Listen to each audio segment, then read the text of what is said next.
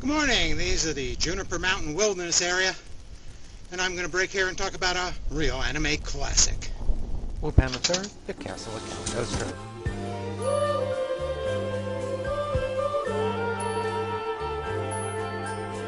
The Castle of Cagliostro was the second theatrical animated movie in the now lengthy Lupin III anime franchise. Made in 1979, it was also the first theatrical film directed by an up-and-coming young man named Hayao Miyazaki, who'd go on to become Japan's most celebrated anime director for the next 3 decades. The notorious international thief Lupin III, with his gunman partner Jigen, robbed Monte Carlo's National Casino, only to find that the money they've stolen is counterfeit. Deciding to track those bogus bills back to their source, they head to a small European nation, Cagliostro, where a younger Lupin once botched a robbery. As in all his travels, no matter how many borders Lupin travels, it seems everyone speaks Japanese. On an idyllic country road, they meet a lovely young woman, Clarice, who's being chased by some thugs. When Lupin fails to keep her from being taken unwillingly back into the local castle, he decides to go rescue her.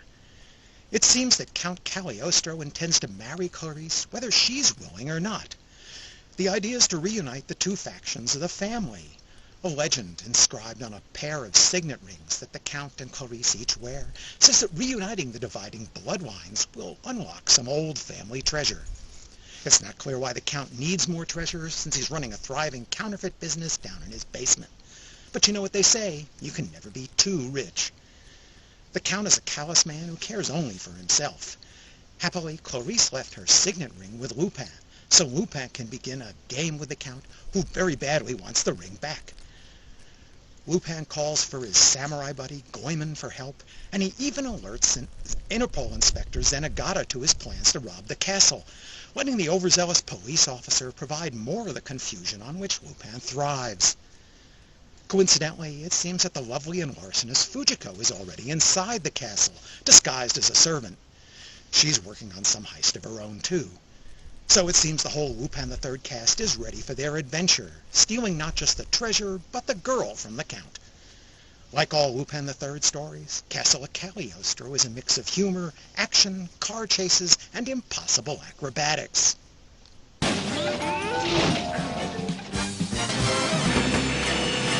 Damn, they did buy that off the lot.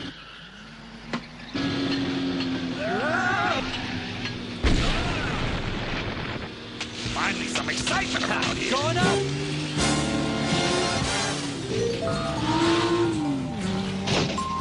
Castle of Cagliostro is not your typical Lupin III adventure movie.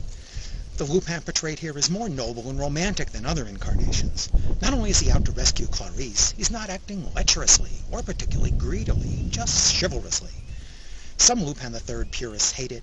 I love it, and I don't think I'm alone in that judgment. Although the usual cast is present, not everyone gets equal time. Lupin works by himself quite a bit, with Jigen as his sidekick.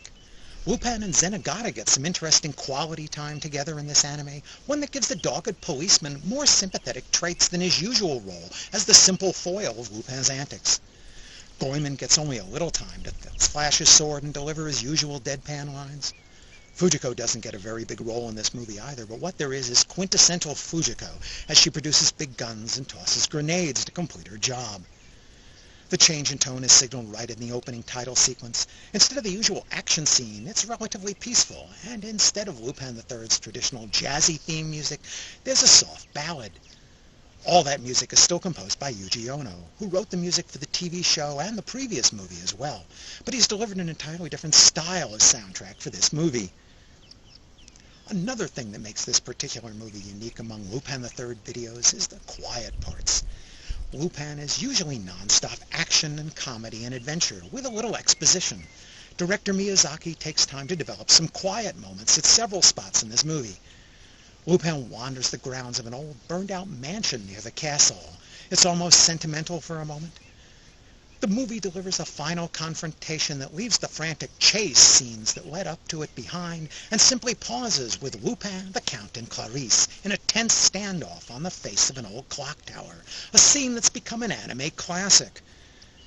But for me, the best scene is earlier, when Lupin breaks into the tower where the Count is holding Clarice prisoner. Here, he has a lengthy and quite charming conversation with the young lady. It's neither lecherous nor funny. It's almost romantic, the kind of moment never seen in a Lupin III video, and not written again by Miyazaki himself for almost a dozen years, until he made Porco Rosso. こんばんは、花嫁さん。あなたはあの時の方ですね。忘れ物ですよ。このためにわざわざ伯爵に見つかったら殺されるというのに。なに、狙われるのは泥棒の本性です。私に何か差し上げられるものがあればよいのですが、今は虜の身で。As I said earlier, this is the first true theatrical movie directed by Hayao Miyazaki, who also co-wrote the screenplay. He'd previously worked on several TV series, including Lupin III itself, and directed the Future Boy Conan TV series. This movie isn't an original creation, of course, since it's based on a long-running TV series that's derived from a manga. Artistically, Castle of Cagliostro keeps the familiar character appearances for Lupin and company, making them slightly less stick-figure cartoonish than they were in the TV series for this motion picture. Lupin returns to the green jacket that was his signature in the first TV series, even though he'd switched to red in the contemporary TV series and the previous movie, The Mystery of Mamo. The background art for the European exteriors, bucolic grassy meadows, nice clear lakes, and old buildings are more detailed than the typical Lupin III outing. Few Lupin III stories have a sense of place like this movie. Usually Lupin III's adventures take place at multiple locations, often all over the world, and they exist in isolation from one another. Except for the first 3 minutes of this movie, Castle of Cagliostro is set in the old titular castle whose surroundings are well established early on, from the lake, the ruined mansion, the ancient clock tower, the nearby forest, and neighboring village. Castle of Cagliostro is the best of the Lupin III franchise as far as I'm concerned, probably because it's the least typical Lupin. It downplays his roguish vices and adds a sense of nobility to his character. It's certainly the least cartoonish of the lot. I can see why some Lupin III purists might find it blasphemous, but I give it 4.5 stars. It's a splendidly done caper adventure with some splendid character moments. Castle of Cagliostro is the only theatrical movie directed by Miyazaki that isn't owned by Studio Ghibli and isn't distributed in the U.S. by Disney.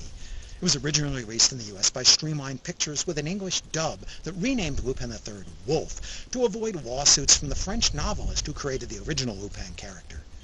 A second dub from Manga Entertainment improved on Streamline's work and included a DVD with the original Japanese dialogue and English subtitles as well. I'm not fond of Jigen's voice in the second dub, but it's a lot better than the first attempt. Unfortunately, that dub also added some profanity to the dialogue, which together with the violence might make it unacceptable for your grandkids. Simply because the voices are more familiar to me, I prefer the original Japanese voices with the subtitles. As I said, Cagliostro's finale on the clock tower has become a classic anime moment. It's referenced as a cosplay in Here is Greenwood, as a sandcastle in Genshiken, and even gets a nod in the close of Disney's The Great Mouse Detective. Thanks for watching.